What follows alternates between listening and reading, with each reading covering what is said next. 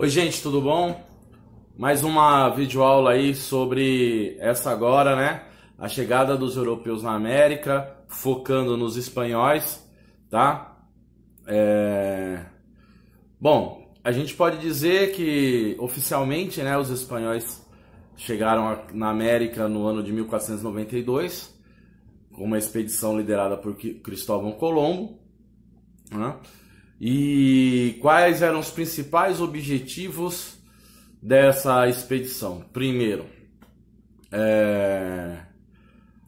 Colombo queria chegar às Índias, mas também encontrar ouro, né? E, por último, a catequização dos indígenas. Qual é a relação entre chegar às Índias e conquistar ouro?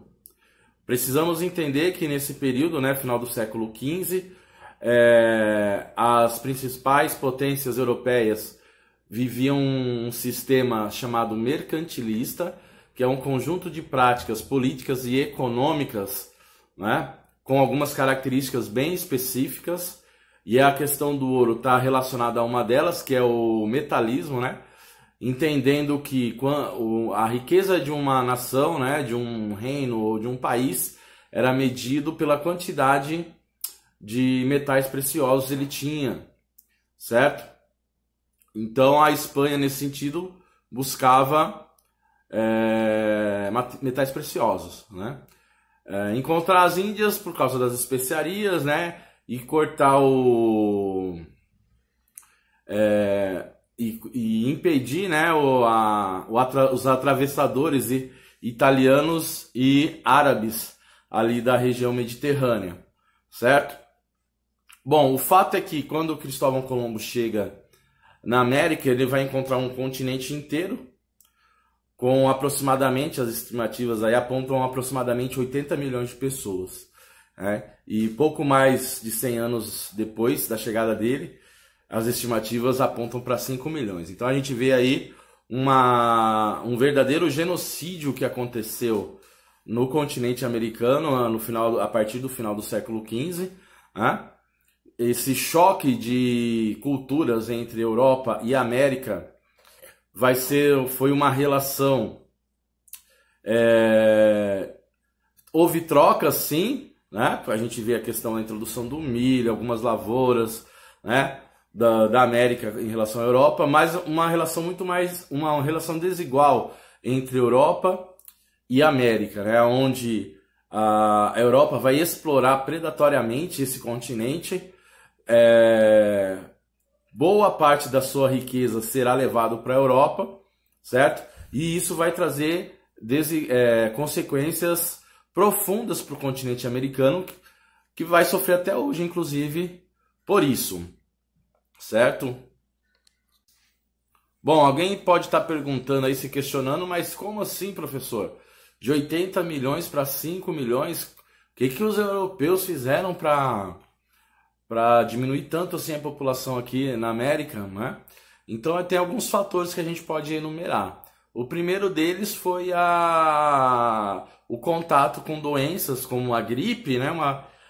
A gripe e a varíola foram os motivos do maior número de mortes de pessoas aqui na América, porque os nativos simplesmente não tinham anticorpos contra essas doenças, né? Então, quando os europeus chegam aqui, espalham essas pragas dessas doenças e muita gente vai morrer por causa disso.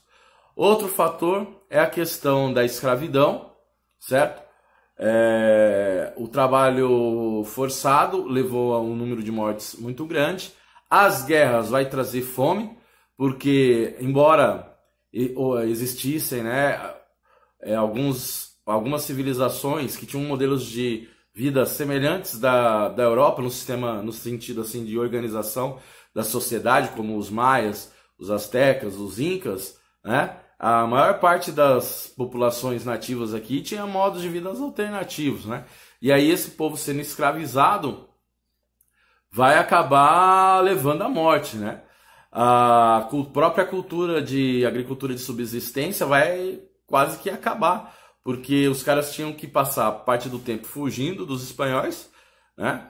E não tinha tempo para plantar. Isso vai levar à fome, né? a desnutrição, que vai aumentar a maior fragilidade em relação às doenças trazidas da Europa, tá? Então esses fatores foram que acabaram determinando esse genocídio que promovido pelos espanhóis aqui no continente americano.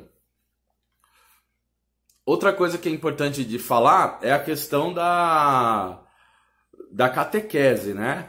A Espanha, assim como Portugal, tinha uma função ideológica de converter os nativos americanos para o catolicismo. A gente precisa entender que isso está no contexto das reformas religiosas do final do século XV, início do século XVI na Europa, aonde a Igreja Católica estava perdendo muitos fiéis.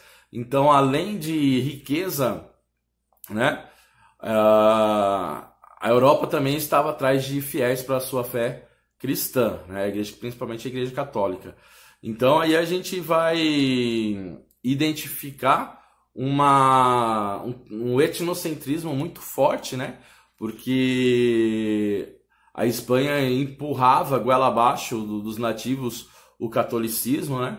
O direito romano dizia, por exemplo, que aqueles que não fossem convertidos à fé católica poderiam ser escravizados, né?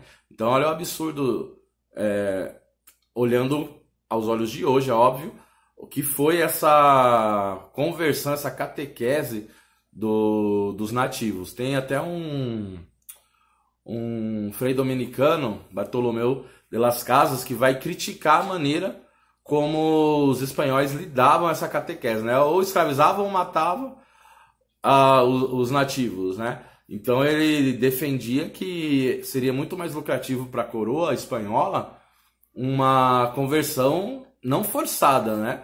Mas sim proporcionando trabalho para esses nativos e aos poucos indo converter eles para a fé cristã.